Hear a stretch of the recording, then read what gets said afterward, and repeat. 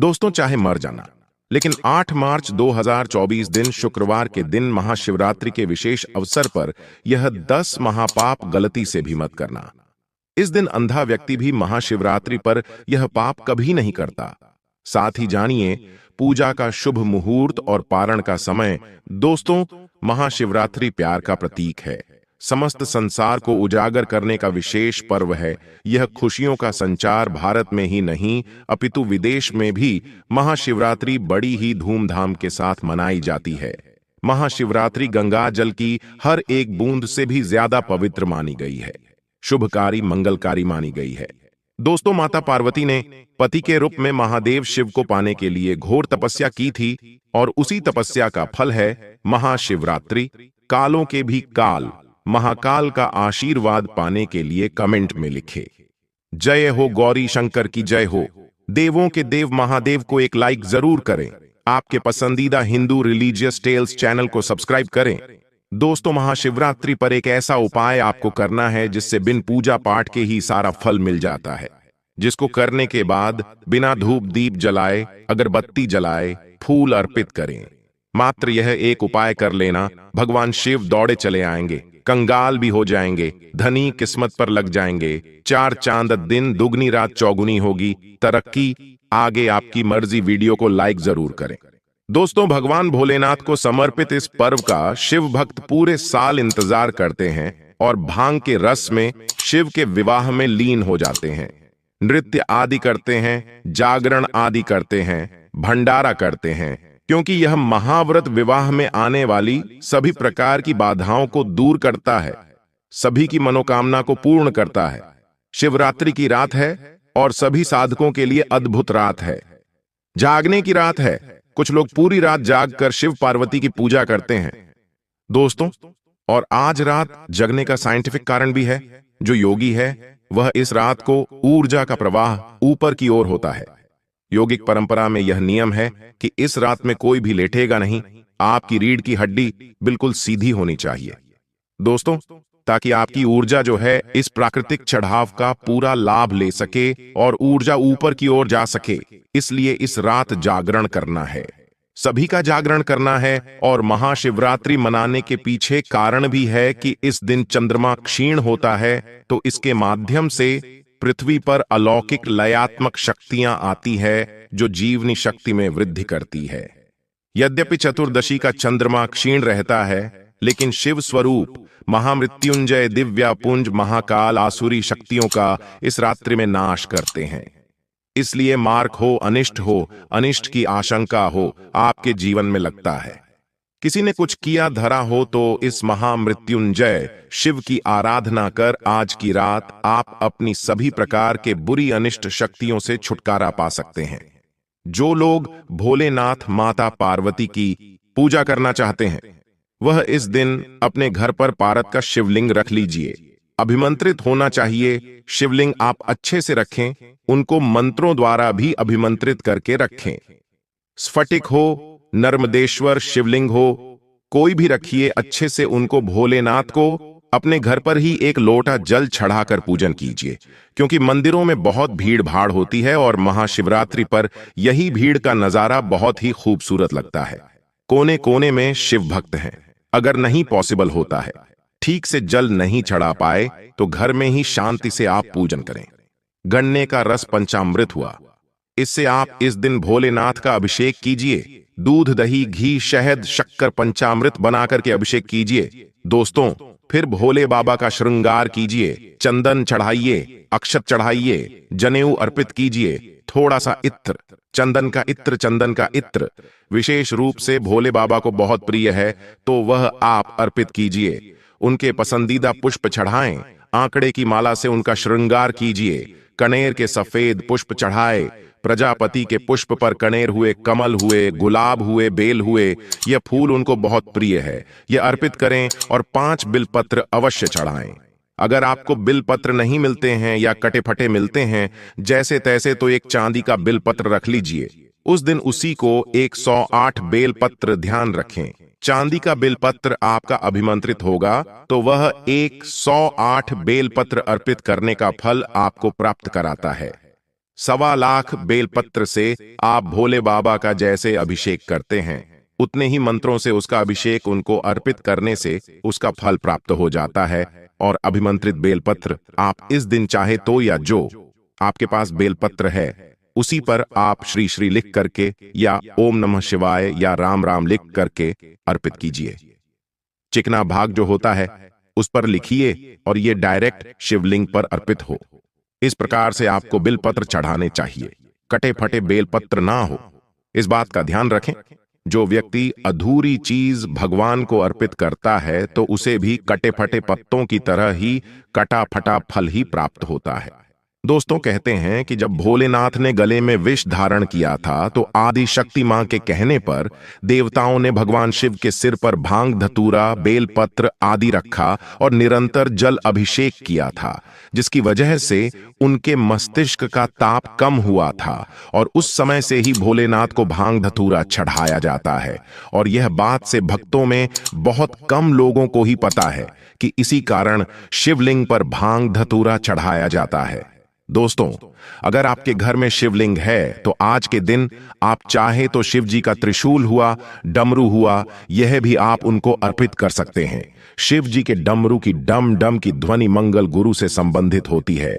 चंद्रमा उनके मस्तक पर विराजमान होकर अपनी कांति से अनंत आकाश में जटाधारी महामृत्युंजय को प्रसन्न करता है और बुध आदि ग्रह इसमें संभव से सहायक होते हैं। तो यह आज के दिन डमरू अर्पित करें।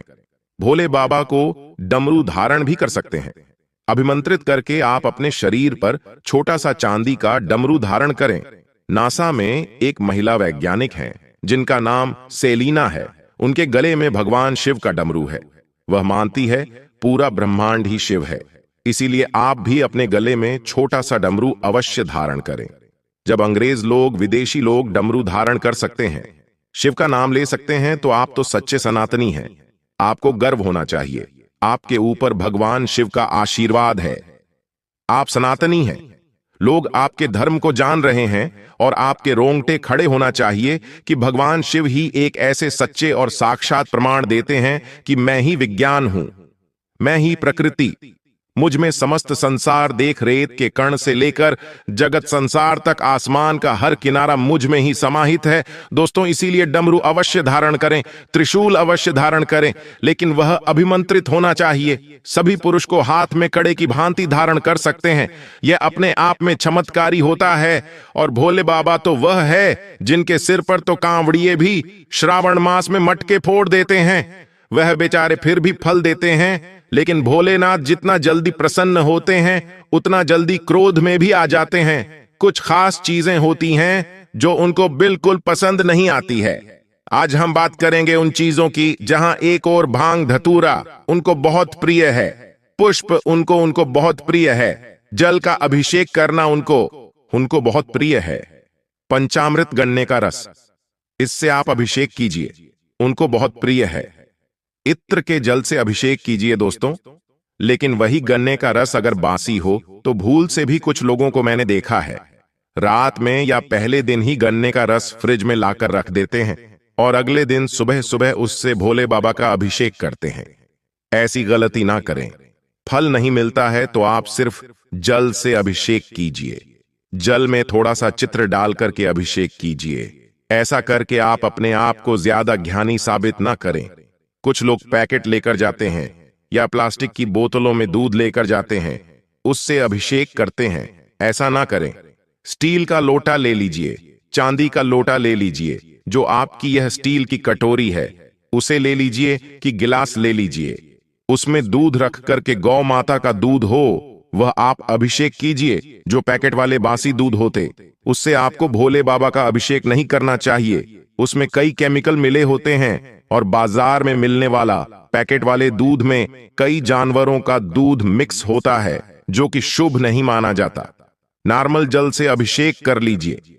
अगर नहीं मिलता है तो यह भी बहुत चमत्कारी होता है।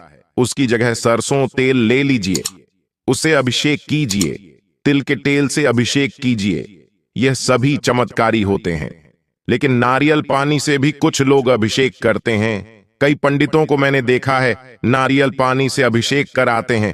नहीं कीजिए, क्योंकि नारियल को श्री का प्रतीक माना यानी लक्ष्मी का प्रतीक माना गया और उनको विष्णु भगवान की पत्नी का स्वरूप माना गया है। इसलिए उनको आपको शिव जी पर अर्पित नहीं करना चाहिए, वर्जित होता है। कुछ लोग शंख से भी अभिषेक करते हैं, प्रेम बस करते हैं, क्योंकि विष्णु भगवान को हमेशा हम लोग बताते रहते हैं कि दक्षिणावर्ती शंख से अभिषेक कीजिए। दक्षिणावर्ती शंख, अब उनके घर पर दक्षिणावर्ती शंख होता है तो बड़े प्रेम बस जाकर भोले बाबा का भी उससे अभिषेक कर डालते हैं। दोस्तों, ऐसा नहीं कीजिए।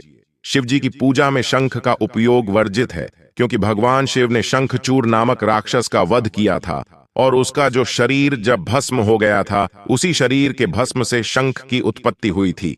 इसलिए शंख को असुर का प्रतीक माना जाता है।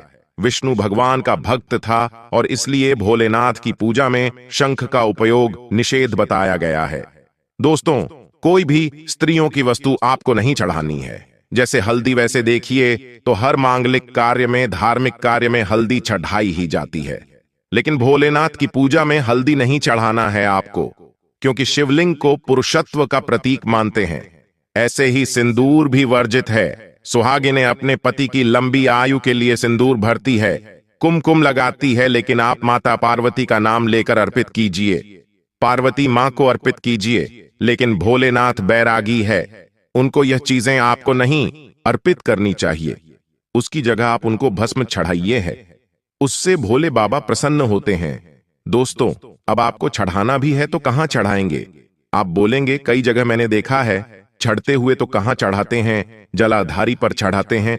जो शिवलिंग के देखिए 2 भाग होते हैं। एक भाग जो लिंग होता है वह शिव जी का प्रतीक होता है। दोस्तों, दूसरा भाग जलाधारी, जहां से जल का निकास होता है, उसे माता पार्वती का प्रतीक माना गया है। तो आप जलाधारी पर आप सिंदूर हुआ, हल्दी हुआ, ये चीजें आप वहां अर्पित कर सकते, लेकिन जो शिवलिंग है उस पर आपको अर्पित नहीं करना चाहिए। इसी प्रकार पुष्पों के शौकीन है भोले बाबा को जितने पुष्प चढ़ाए, श्रृंगार कीजिए, बड़े प्रसन्न होते हैं। लेकिन एक पुष्प है जो उनकी पूजा में निषेध है।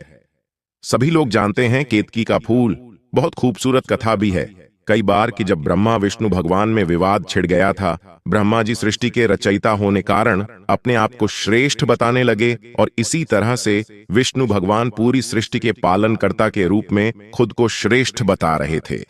दोनों के बीच में जबरदस्त विवाद हो गया।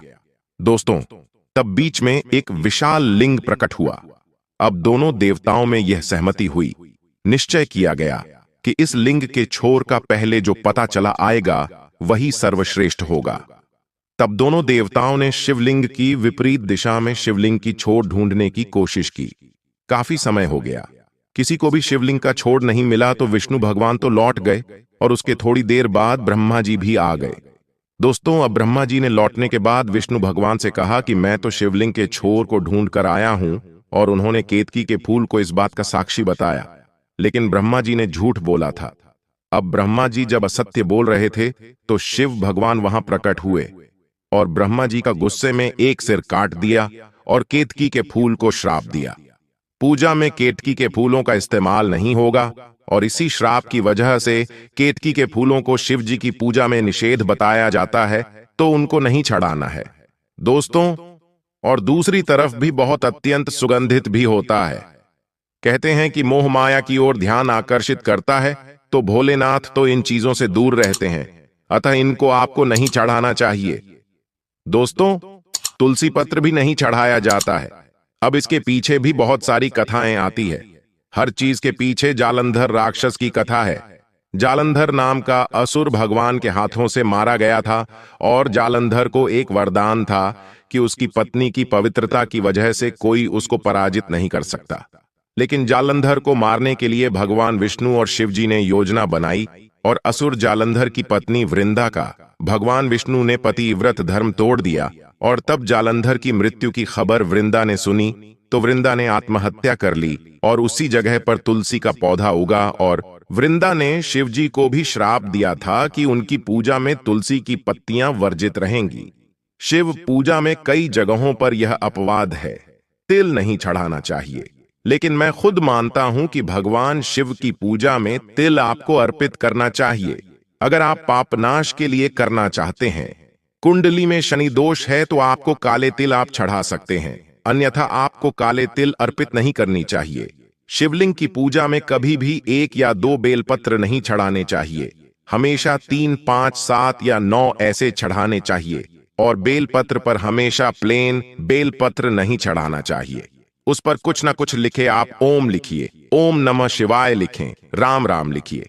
इसके बाद उन पत्तों को आप चिकने भाग से शिवलिंग पर अर्पित करें और इस समय ध्यान रखें, कहीं भी पत्ते जो है बेलपत्र वह कटे फटे नहीं होने चाहिए। शिवलिंग पर जब आप चंदन चढ़ाते हैं, कई लोगों को मैंने देखा है बीच की उंगली से चंदन चढ़ाते हैं। इससे आप जितना चंदन चढ़ा रहे हैं उतना गुना आपका पाप चढ़ता है। उल्टा ऐसी गलती कभी नहीं करिए। अनामिका उंगली को छोड़कर कभी भी जो रिंग फिंगर है आपकी, उसको छोड़कर किसी भी दूसरी उंगली से आपको चंदन नहीं लगाना चाहिए। सिर्फ पूजा में, भोलेनाथ की पूजा में अनामिका उंगली को ही शुभ माना गया है। भोलेनाथ की पूजा में अक्षत में हमेशा कहता हूं कि अक्षत का उपाय भी बताने वाला हूं, जबरदस्त उपाय है दोस्तों।